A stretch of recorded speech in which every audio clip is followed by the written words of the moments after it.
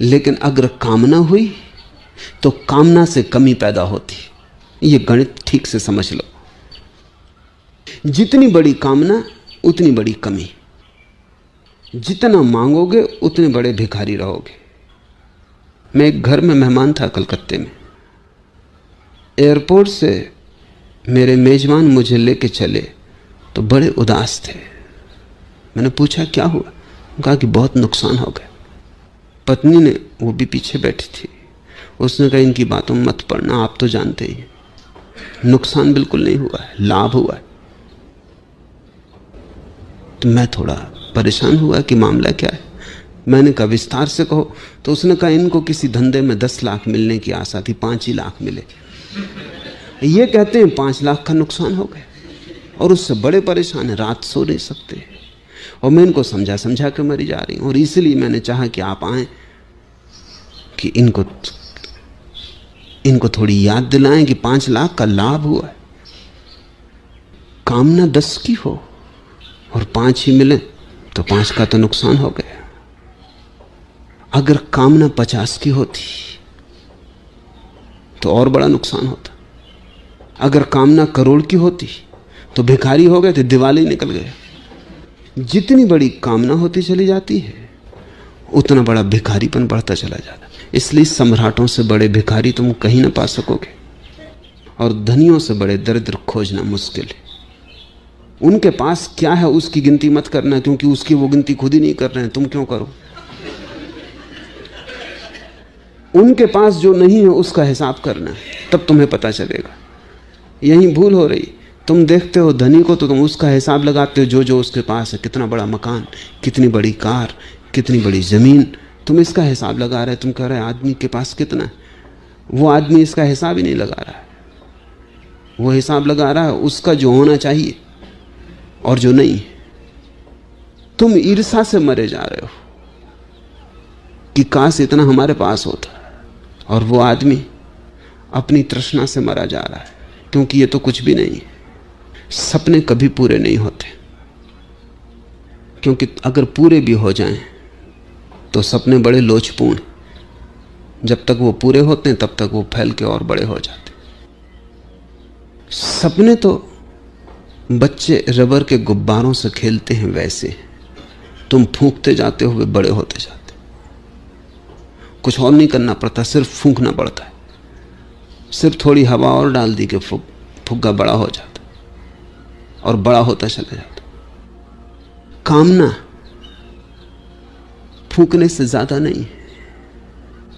कोई कामना के लिए कुछ करना नहीं पड़ता। आराम कुर्सी में बैठ के तुम जितना दिवा स्वप्न देखना चाहो उतना देख सकते हो। और बच्चों के फुग्गे तो फूट भी जाते हैं अगर ज्यादा फूंके जाएं। कामना के फुग्गे कभी नहीं फूटते, क्योंकि वो हों तो फूटे। फुग्गा कम से कम कुछ तो है, माना कि बहुत पतली रबर है और भीतर सिर्फ गर्म हवा है। लेकिन सपने के फुग्गे में उतनी पतली रबर भी नहीं, वो हवा ही हवा है। उसको तुम फैलाते चले जाते हो। यह आकाश भी छोटा है तुम्हारे सपने से, उसकी कोई सीमा नहीं। दुनिया में 2 चीजें असीम है, एक सपना और एक ब्रह्म। बस 2 चीजें असीम है, उनमें से एक है और एक बिल्कुल नहीं। फिर सपना जितना बड़ा होता है उससे तुम तुलना करते हो जो तुम्हारे पास है, बड़ी अतृप्ति पैदा होती, बड़ा असंतोष जगता है। कोई तुम्हें गरीब नहीं बना रहा है, तुम ही अपने को गरीब बनाए चले जा रहे हो। जिस दिन ये समझ में आया बुद्ध और महावीर को, इसलिए वो तत्क्षण राजमहल छोड़ सड़क पर खड़े हो गए। राजमहल नहीं छोड़ा, वो जो सपना था जिसके कारण गरीब से गरीब हुए जा रहे थे, वो सपना छोड़ दिया। इसलिए दुनिया में बड़ी अनूठी घटना घटती है। सम्राट दीन रह जाते हैं और कभी कभी राह के भिखारी ने ऐसी गरिमा पाई है कि उसकी महिमा का बखान नहीं किया जा सकता। राज कहां है, कुंजी कहां है? जो तुम्हारे पास है उससे जो तृप्त है, जिसकी वासना रत्ती भर भी भविष्य की तरफ नहीं जाती, जिसने वर्तमान को काफी पाया, और काफी शब्द ठीक नहीं है, काफी से ज्यादा पाया, क्योंकि काफी में थोड़ी कमी मालूम पड़ती, बस काफी ऐसा लगता है कि कुछ और बाकी। जिसने काफी ही नहीं, जो है उसमें पर्याप्त से ज्यादा पाया, परितृप्ति पाई, परितोष पाया। और इतना ही नहीं कि वो राजी है, वो अनुग्रहित है, वो अहोभागी है। जो मिला है उसके लिए उसके हृदय में बड़ा गहन धन्यवाद है, तो कामना टूट जाती। संतोष कामना को मिटा देता है, असंतोष कामना की अग्नि में घी की तरह पड़ता चला जाता है। संतुष्ट होना सीखो तो पहली बाधा गिर जाएगी, काम। अगर कामना बनी रही तो भविष्य का जाल बना रहता है, और वो जाल बड़ा है, और वर्तमान का क्षण बड़ा छोटा है। वो उस जाल में कहां खो जाएगा तुम्हें पता ही ना चलेगा। वर्तमान का क्षण तो ऐसे है जैसे रेत का एक कण, और भविष्य का जाल ऐसे है जैसे सारे सागरों के किनारे की रेत। वर्तमान का कण कहां तुम खोदोगे उस रेत में पता ही ना चलेगा, और वहीं द्वार है। अगर तुम्हें वर्तमान के क्षण के द्वार को पकड़ना हो और उसके अतिरिक्त कोई द्वार नहीं, वहीं से कोई मंदिर में प्रवेश करता है, क्योंकि वहीं तुम हो, वहीं वृक्ष है, वहीं आकाश है, वहीं चांद तारे हैं, वहीं परमात्मा है। वर्तमान का क्षण एकमात्र अस्तित्व है, भविष्य तो कल्पना का जाल है। वो तो आंख खुले रख के सपने देखने का ढंग है, दिवा स्वप्न।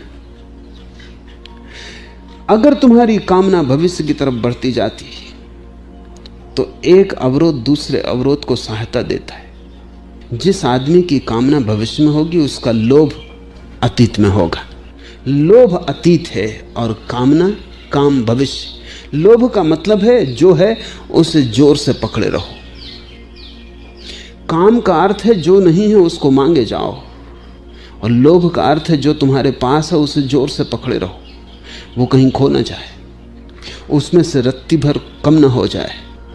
अब ये बड़े मजे की बात है, उससे तुम्हें कोई सुख नहीं मिल रहा, उससे तुम संतुष्ट नहीं हो। संतुष्ट की तो तुम कामना कर रहे हो, कभी भविष्य में कोई स्वर्ग मिलेगा, लेकिन तुम उसे पकड़े जोर से हो। आदमी अतीत को पकड़े रखता है, और जो जो उसने अतीत में कमाया है, धन पद ज्ञान त्याग जो भी, उसको संभाले रखता है कि कहीं ये ना खो जाए। आंखें लगी रहती हैं भविष्य पर और पैर अड़े रहते हैं अतीत में। दोनों हाथों से अतीत को पकड़े रहते हो और दोनों आंखों से सपना देखते रहते हो भविष्य का, और इन दोनों के बीच में क्षण है एक,